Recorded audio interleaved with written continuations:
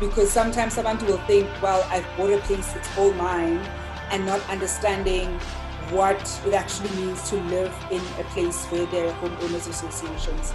We'll probably just start with a quick explain of what these homeowners associations are, and then of course the some of the rights effectively that people who live there will effectively have, and then the responsibility that they also have as obviously residents of people who live where there's a homeowners association or community scheme of some sort. Okay. Perfect. Biola?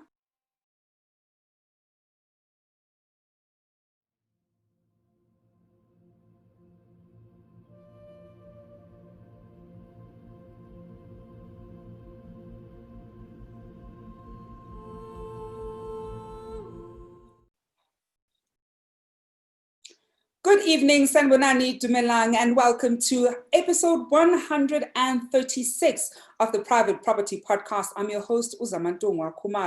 It's a Tuesday edition of the Private Property Podcast, and as usual, we're going to be tackling something that so many of us tend to have a lot of questions about. I know that we keep coming back to this topic because a lot of us are finding ourselves living in these kinds of situations, and we often don't quite know what it means. But before we get into that, of course, welcome. If you're joining us for the first time, then do welcome to the Private Property Podcast. I do hope that you'll be not only watching us in future, but also, of course, watching some of our really great past episodes. And of course, I do hope that you're also going to be listening and watching some of the great shows that we have in store for you. And of course, I'm talking about the farming podcast that, played earlier today at 1 o'clock. And of course, is going to be coming back on your screens on Thursday afternoon at 1 o'clock with Umbali. That's certainly one of the podcasts you want to tune into on Tuesdays and Thursdays at 1 o'clock across our social media platforms that explores farming and the various ways that you can get into farming, the various opportunities that are into farming, and some of the different young players who are, playing a role in farming and almost the next generation of farmers. And of course, another really great show that we have is the First Time Home Buyers Show that comes to your screens every Wednesday at 7:45. So that's just after the Private Property Podcast. Of course, ST brings you that show. And of course, it is for new time home buyers. There's always so much you can learn as a first timer. And if you are in the market for the first time, this certainly is the show that you do not want to miss out. And on weekends, we never leave you alone. We've got the Developers Show, where we really do showcase some of the best estates and complexes that this country has to offer. So if you're ever on the market and you want to suss out what is out there, then do make sure that you tune into the weekend shows that we have in store for you. So as you can see, we've always got a lot on our buffet that you can pick from, not just during the week, but also on weekends and during the day. So you have no excuse of not getting your finger on the pulse on all things property. And that's exactly what we're doing this evening on the Private Property Podcast with myself, Zama, where we're asking you, do you belong to a homeowners association? Well, here's everything you need to know about your rights. We'll be exploring your rights when you live in the event where you live in a homeowners association, but also what your responsibilities are. And I'm sure some people at home are thinking, okay, what is a homeowners association? Well, it's something we have touched on, and that's exactly what we're going to be exploring. And my guest this evening is Kathleen Dlepu, who is the founder and director at Molefe Dlepu Attorneys. Good evening, Kathleen, and thank you so much for joining us. Good evening, Zama, and good evening to the participants. I'm happy to be here. Thank you so much for making time to speak to us, Kathleen. I think before we even look at what the rights of people who live in homeowners associations effectively are, let's perhaps start with what is a homeowners association, because sometimes people tend to find themselves living in those setups, but they're not actually aware that this is what they've just signed up to. I mean, I often see a lot of people, especially on my social media platforms, saying they bought a place, they were not aware. Now they're, getting billed and charged, and there are all kinds of rules that they're being sent, or they're being told that they're breaking rules when they weren't essentially aware of what it means to move into a place that's run by a homeowners association. Perhaps explain to us what exactly is a homeowners association. Okay, thank you, Zama. Firstly, I just want to tell the listeners that property ownership has evolved in South Africa. There are different types of property ownership. There was the conventional one where it's freehold. Now the estates and sectional titles have gained momentum. So property developments, you see along the highway, anywhere you see these beautiful estates. That's where actually those are the estates that where you have a homeowners association. This type of the homeowners association it's individual members who have bought into an estate, and they become a community, where each member owns a house and a stand, on which you are built, or that stand is built on. The owners are members of you become automatically a member. Once you buy, you get, and the property is registered in your name, you become a member of the homeowners association. So the homeowners association actually, they register a company. It's a non-profit company, and with all in terms of the company laws of South Africa. Then it has a memorandum of incorporation, Then it has the rules, But one of the things about the homeowners association environment is that it actually somehow erodes your rights to your absolute rights to your property. But it's people love it, it depends. I always say, if you are a free-spirited person, you must think carefully before you go there, so, and make sure that you understand what you are getting into, right? So it's a sort of a communal living, and it's beautiful for people who are, who really love that type of environment. So it's just that.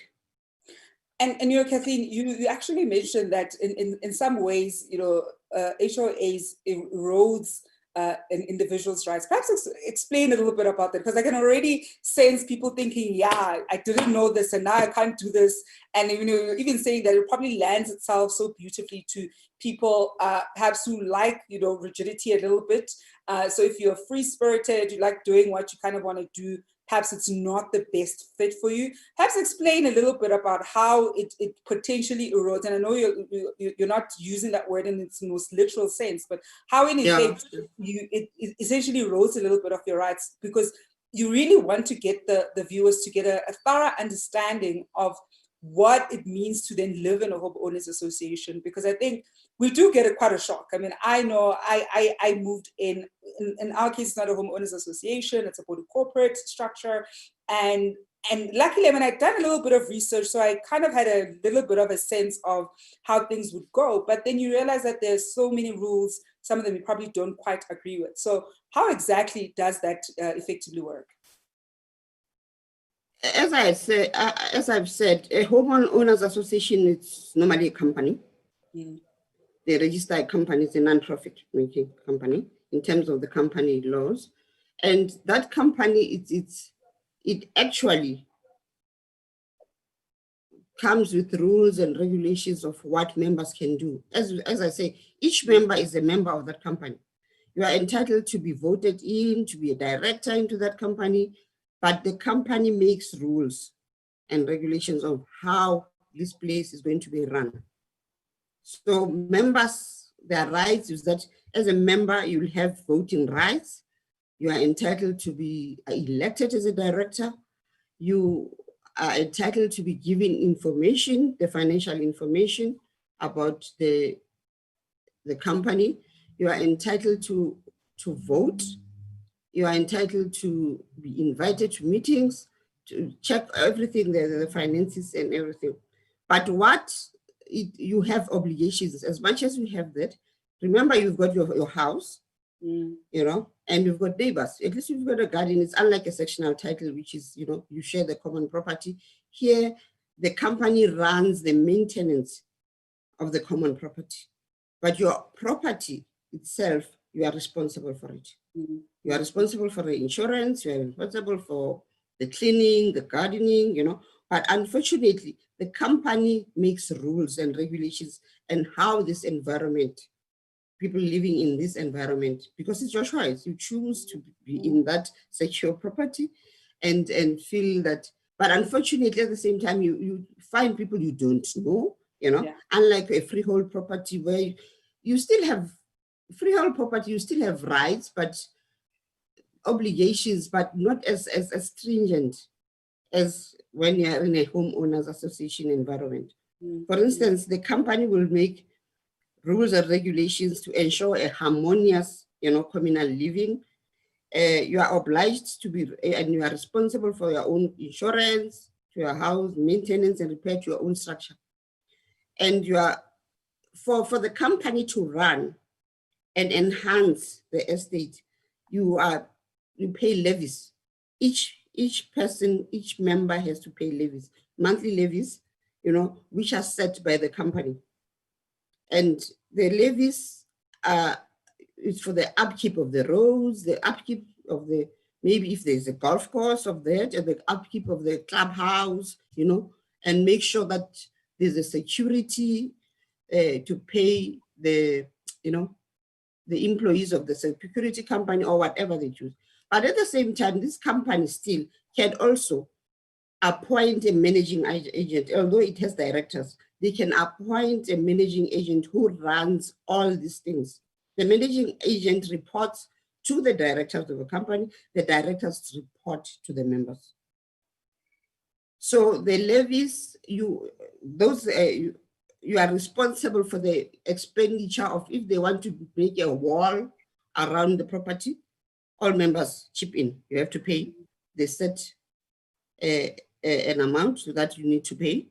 But these amounts are set at an AGM, members vote for that, and it's compulsory. Unfortunately, once you are part of this, it's compulsory for these levies. You cannot run away from them unless you sell and go out. And most of them, they have this architectural guidelines. You can't build a house of this type. If they don't want, if you can't have a pink house and a yellow house and whatever, it is like, sometimes they are rules. They'll say, to enhance our estate, we need maybe gray looking, and actually the design must be like this. So basically, that's what actually you are buying into. So they have their own architect. Remember, the developer is the one who came with this development. They'll have an architecture. If you want to make improvements to your property, the architecture needs to check whether it aligns itself with the ambience of that estate. So if it doesn't, unfortunately, you cannot. Those are some of the things that you can't do. And Kathleen, actually, I want to talk a little bit about, especially the architecture bit, because I've heard of cases where, home buyers, you buy a stand, it's a lavish estate that you want to live in, perhaps it might even be a golf estate, and you're thinking you want to, build your dream mansion. And of course, when you buy that land, you would have been sent the specs in terms of, the architectural guidelines, but you probably had this idea of the kind of house that you wanted to build for yourself. I know of a case in one of the very posh estates here in Joburg North, where the owners went and bought the stand, built a house, and even as you drive in that estate, that house aesthetically doesn't look like the other houses. It literally stands out like a sore thumb. And there's now a court case where they tried to amicably resolve it, but it didn't work out. And now it's essentially gone to court to say, well, we're very clear about how we want the estate to look, and this person has now gone and built and even painted in the color that we don't allow, because they even have a color scheme in place. That house is yellow. Every other house is a shade of gray.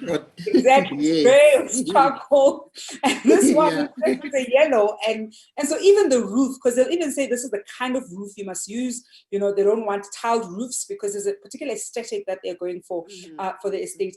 In events like that, how would you sort of kind of talk the client, and the client now being, of course, the person who's bought the land and bought the apartment, to almost talk them down, because essentially the estate has communicated all of these, but you go and build kind of your own thing. So how would you almost warn consumers to not get themselves into situations like that? Because you certainly don't want to have to spend so much money, buying land. Already land in these, estates is not cheap. Building in those estates, even when you're not building to their specs, is not cheap. And then now you're going to be building, off script, essentially, and potentially getting yourself in legal battles. How do you help people almost understand the gravity of, signing up essentially for living in HOAs? Zama, buying a property is the most important step in some of us lives, Before you can decide to buy, you must investigate and understand what you want as a person. Normally, you get approached by you go to an estate agent who has to sit down with you and explain. I always say you are better off spending 1,000 rands to go to an attorney with that type of an agreement to try and understand, because they'll take you through what the do's and don't, Estate agents sometimes do that, but sometimes they want to sell, But I think for you, you must actually understand what you are buying into, because you cannot say after having bought into that you say, I didn't understand, because the rules are there. Firstly, if you buy into a homeowners association environment, you must go and check their rules, right? Yep. You must check their memorandum of incorporation as a company. They must explain, sit down with some of the directors, or maybe if they have a company secretary, and understand what am I buying into, so that before you put that signature, you must know that you cannot build a house which is not like the others. Sometimes they give you about 5 plans or 6 plans to choose from. They say you can buy, you can actually. So once you have chosen and signed, unfortunately, you cannot. Unfortunately, the clients you're talking about, it's unfortunate because they're going to be fighting all the way, because homeowners definitely. Yeah. It's costly to do that, and yeah. And Kathleen, I want us to take a quick break. And when we come back, I want us to explore some of the responsibilities that people who live in HOAs also have.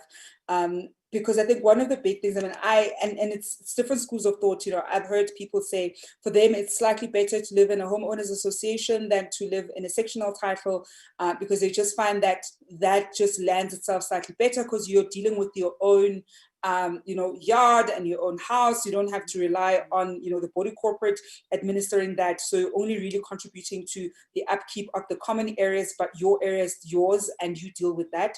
Whereas others are like, actually don't even want to have to deal with, my own garden. I want somebody else to be administering that. I want insurance to be externally administered and not be something that I deal with directly.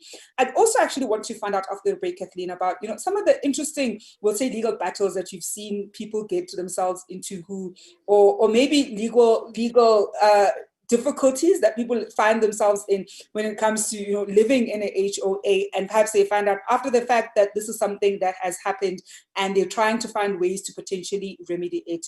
And to our viewers at home, I want to find out from you, are you living in a homeowners association and probably found out about some of the rules and the regulations, after the fact? What were some of them? Were you able to essentially come to terms with the reality that this is how things are right now, until, of course, you probably become one of the directors and potentially garner enough support to have some of them changed? Or did you kind of just concede and accept that this is the status quo and found ways to essentially live with it? I certainly want to hear from your experience. Do share them with us below. We'll be taking your questions and comments just after this break.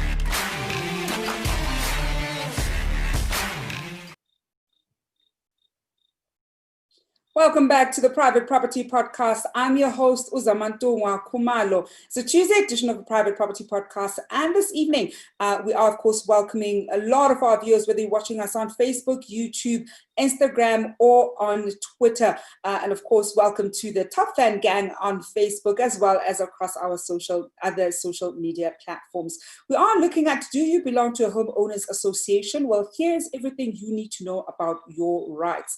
I think so many people sometimes find themselves living in a homeowners association and not understanding fully, having a grip of the legal implications of living in such a setup, or perhaps you've moved from sectional title, you've never even lived in any kind of community scheme living, and so this is your first really rodeo of living in a community scheme, and you're having to get a gist of what it means, what your rights effectively are, what the managing agent are allowed to do, not allowed to do, what the directors can or cannot do, and really trying to get an understanding of what your responsibility also is in that homeowners association. My guest this evening is Kathleen Dlepu, who is the founder and director of Molefe Dlepu Attorneys, who's really helping us understand the legal implications and some of the things we probably shouldn't do. And to take your questions and comments, I see on Instagram, we've got comments. First one here coming from Colin_Bach, who asks, but how did the plans get approved? Because before the plans goes to the municipality, they first go to homeowners association for approval. And I see that Garabo Sky is also saying, I'm curious about the approval of the plans as well. And you know what, I'm not going to mention which particular estate this one is. It is one of the very big, very expensive ones. And like I said, when you drive around, you see that the house looks different. I mean, one of the big things that looks very different, for example, is the roofing, and then the color of the house. So I don't know how it would have passed, because I know that even the architectural team, in that particular estate, I mean, having interacted with them quite a bit, they are quite, I'll say, strict on obviously what their specs are. They communicate that quite well. So there's no confusion, certainly when you're buying a stand. I mean, their stands are still on sale. They still have other areas within that estate that they're going to be opening up. And so you're not confused when you're buying that this is what you're essentially signing up for.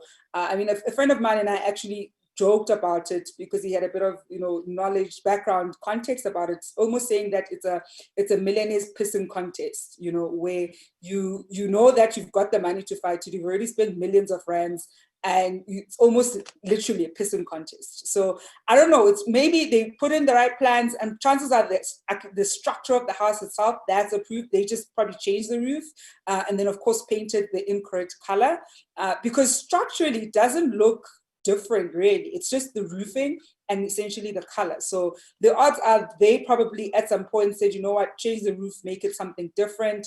And then of course you're going to have to raise questions also about the firm that they then used, because I know they're also quite strict about who you should be using when you're building in that particular estate. So I think it's one of those people with a lot of money problems that a lot of us typically don't have, because you're not going to get yourself into something like that, especially when you are aware and when the developer communicates a lot of these things up front. Now, Kathleen, I did say that, I certainly want to get a sense from you about some of the legal issues that, homeowners or home buyers sometimes tend to find themselves in when they live in homeowners association, that you've probably come across, that you can maybe share with us so that we're able to just avoid them. Because I think sometimes you might not be as aware that this is, potentially something you could, get yourself into that could have legal ramifications. So have you seen something that has happened from a homeowner's perspective, who then started living in a homeowners association? Okay, thank you. I think one of the issues that come up a lot is the issue of security. If you're the security company of the homeowners association, and if you are not happy with it, how do you deal with it? But most of the rules and they have a dispute resolution mechanism in it. So if you are unhappy, there's always members meetings. You can hold meetings as members to change some of the rules if it doesn't suit you. But another thing, another one is actually the access. You may find, with us blacks, we've got a lot of family members, yeah. and they want access into the property. And if they allow you maybe 4, the rules will say they can only give you 4 access cards for you, your husband, and the children, the other ones have to sign in, so those are the things normally where you find that people didn't understand what the rules meant. And the others is for the pets, you think maybe you can have a small pet and only find the rules and, don't allow pets, and the obligations, some of them they do, like cats, but very few do that, But what really sometimes worries me is those estates, especially where next to a nature reserve, because there are certain, you cannot kill certain animals. I'm just imagine if you see a snake, you can't kill it. You have to call the homeowners association. They also have people ready to deal with it. But it's your first reaction is to, I'm going to kill this, you'll kill the snake or strip or do something, But those are the little things that really, people tend to be fighting about. Yeah, and I can imagine. I've certainly heard of that. Even here, we've actually had a few snake incidents because we are close to a park. And luckily, they're now trying to find a solution for it because we're effectively not supposed to have snakes inside our own community because we're not a nature reserve, ourselves. But you do tend to find quite a lot of those. And I think the pet one tends to be so contagious. I'm very big on living in communities where they don't allow dogs because I can't stand the barking. You can't pet a dog. So a cat I'm okay with. So I think even those little things become so important for you as a buyer to get a sense of, are you a huge pet person? And if you are, then don't go signing up for, living in a community where you're not going to essentially be allowed to own a dog, because that's something that's just not going to fly. Kathleen, before we wrap up our conversation, I think any tips for people who are about to buy into homeowners association? We already know that there are different kinds of sectional of community scheme living. And as I said earlier, I've certainly found people who prefer homeowners association than, for example, sectional titles. And it really does have its perks depending how you are, especially because you have quite a bit of freedom with your own sort of house and your yard. So I think that sometimes in relative terms tends to appeal to people. So any final tips you'd like to share with our viewers at home when it comes to just understanding what their rights are when they're about to buy into a homeowners association? I think for me, it's always important to do your research. To understand you know yourself. As I said, free-spirited people, you need to start knowing that you're going to be restricted somehow. You're living with other people. It's not like you'll have a party that ends at 12 midnight, So you'd rather understand the place you're going to be living in. Make sure that you read the rules. Somebody must explain. If you can actually even ask the people who are staying around there, what are the advantages and the disadvantages. But normally, a lot of people get property through estate agents. Make sure that your estate agent explains each and every clause in that agreement. Otherwise, then you end up signing something that you didn't bargain for. So as I said, it doesn't make any harm to pay a few hundreds to go to an attorney and for him to explain the contract, the rights and obligations, then sign and go after. That will be a very expensive exercise. And I think perhaps if you can just briefly touch on, and you mentioned it about how various homeowners association would have a dispute mechanism or a way in which you are able to almost escalate any issues. Perhaps share with our viewers sort of the best practice where, in the event where they do have a particular issue that they want to raise with their homeowners association, the best practice way to who do they first communicate with before trying to escalate it all the way up to CSOs? Mostly the rules, you may find there's a mediation clause. So for instance, if you have your differences with your neighbors, they can have a mediation clause where the homeowner, the directors, you appoint your own mediators to try and resolve the problem. Especially it happens in issues of noise, and where you become unreasonable, park on the neighbor's driveway, and it's a repeated, action that you do. So normally they'll have that, mediation clause. If it doesn't, then you'll have to go for arbitration. So they'll go for arbitration only if after that, then, you can actually take them. Because those alternative dispute resolution clauses actually assist you, because court and going to court is very expensive. So you'd rather use those mechanisms, and express your views in the members, attend meetings. You must attend those meetings to air your views and be part of rulemaking in that environment that you are in. Kathleen, we're going to leave it there. And I actually love that oftentimes, I think it's because a lot of us probably grew up in, freestanding houses where there are no rules really. You kind of do as you want.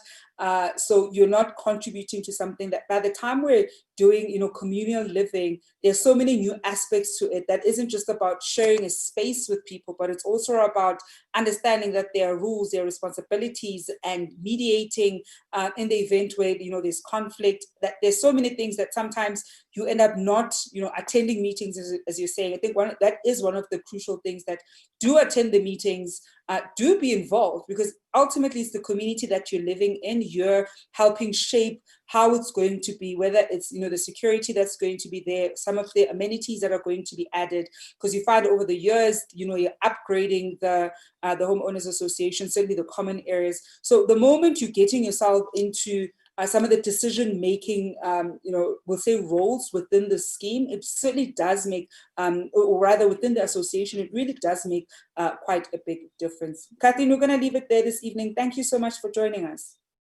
Thank you for having me. Thank you.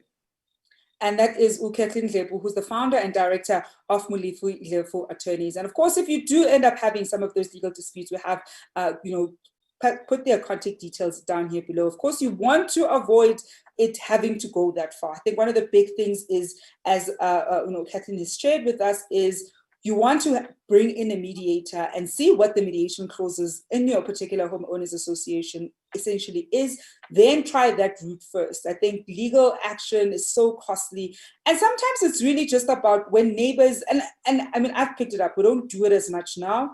If anything, my mother gets shocked that we tend to not know our neighbors. We don't know your neighbors' names.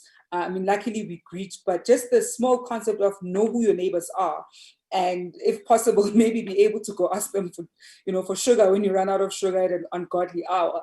And it really sometimes is about going back to those basics, because the moment you host something and you need that extra little bit of parking, you're able to let your neighbors know, and it doesn't end up causing a ruckus where people get, reported to the homeowners association. So it really is about us almost getting to know each other just a little bit. We don't need to be friends, but certainly being cordial with each other. We are, of course, living in the same community, so you almost don't want to dislike the people that you are living with. Well, that certainly is from us here on the Private Property Podcast. And for myself, Zama, and the rest of the team, thank you so much for joining us across our social media platforms.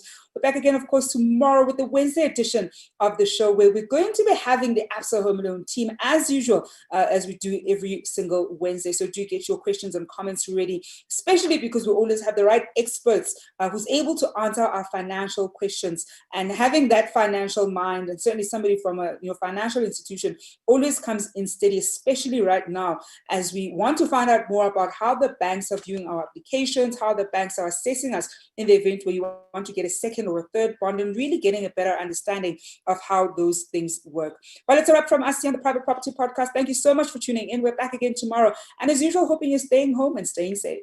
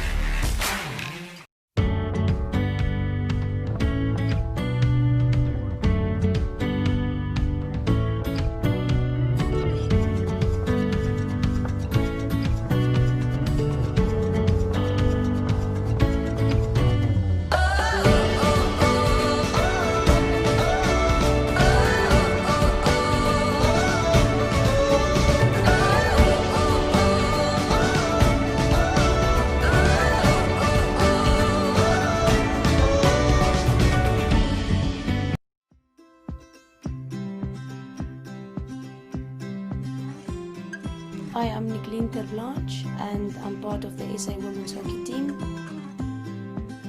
And I'm the technical director of Tax Hockey. And I'm also the assistant coach for the first team ladies. I moved to Ferry Glen about 5 years ago. Ferry Glen is a really safe place and the people are really kind. Some of my friends live really close by in suburbs like Equestria and Olympus.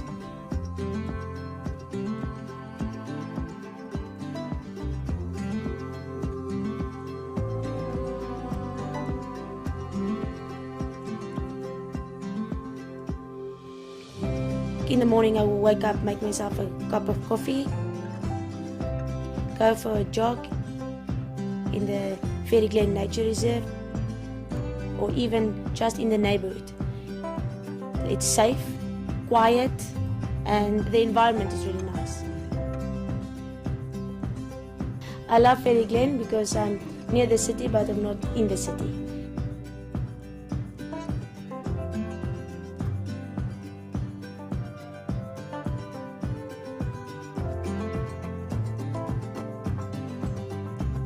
I like to go to Pretoria Country Club to clear my mind, on my own, to relax and just to enjoy a round of golf.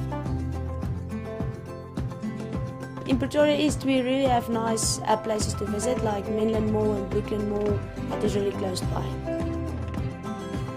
There are also a lot of top schools in the area like Pretoria Boys High and Hoërskool Menlo Park.